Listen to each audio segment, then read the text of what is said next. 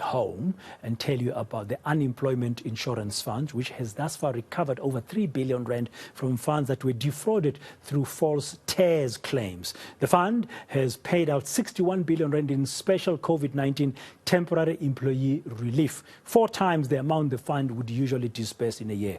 But there are concerns about replenishing the fund. eNCA reporter Lindsay Dentlinger has been following these developments. Let's go live to her now just to get the latest update. Good afternoon, Lindsay. How bad does the UIFA say TERS fraud has been?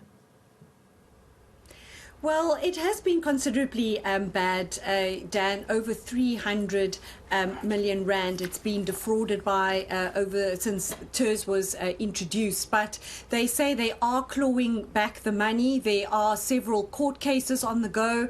There are over 750 cases of fraud that have been identified across the country. And the Unemployment Insurance Fund saying that because people are seeing that they are going after those who have attempted to defraud the fund, that employers are willingly giving back what they should not have taken. And the fund also saying that several of those instances are people who didn't intend to defraud the fund willingly or maliciously. It was because this was such a new system. It had never been introduced before. The fund also acknowledging that its own systems really couldn't handle these kinds of applications, and people didn't exactly know what to do. And because there is a lack of integration between systems across government departments, you would, for example, have someone claim a TERS benefit and then only to die perhaps a few weeks later, and the systems don't pick this up. So it wasn't an intentional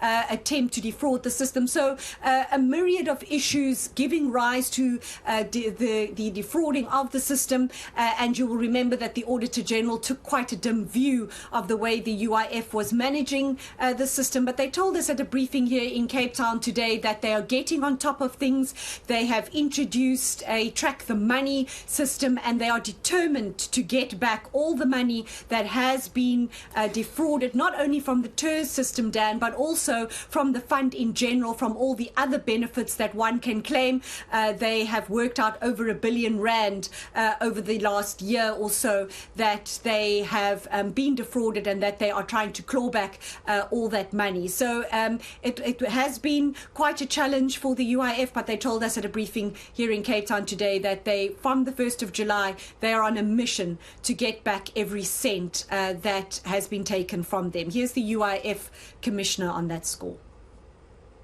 Some of them are facing possible judgment, but our agenda continues to follow every single cent. We are also investigating possible insider involvement from our employees. We are not going to disclose as yet at the extent, but we are pursuing those cases, and at the right time we'll make the necessary announcements. And what systems are being put in place, Lindsay, to limit defrauding the system? So the UIF has acknowledged that the IT systems just not up to scratch, not able to handle these additional payments, as you've mentioned there, 4 times in number the amount in which it's paid out over the last 2 years because of these additional TERS benefits. So they are working on getting those systems up to date. They're also introducing systems that people can use their cell phones to check on their benefits, to make applications so as to limit all the foot traffic and the long snaking queues that we see outside their buildings. But they say they will continue to work through their system to determine who may be defrauding it. They've appointed 6 auditors who will be working through the books to determine who's defrauding the system, to claw back the money, and so they are pulling out all the stops, they say, to get to the bottom and to limit the amount of fraudulent claims that get made and that ultimately get paid out. But they say employees are also becoming more aware, and so they are getting back the money before they even have to ask for it, and they will be approaching employers asking to see their payrolls, to see the payments that they've made, because we know that many companies claimed on behalf of their their employees but never paid it out to them. And these are all the things the unemployment insurance funds say they will be tracking and will be insisting that that money get returned to them. There are only two objectives in this project, Follow the Money project. It's just to ensure that the funds reach their intended beneficiaries, reach the vulnerable workers, and we're able to alleviate negative effects of poverty.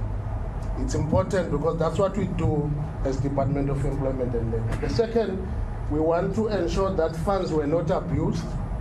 We want to ensure that funds were not misused by the employers.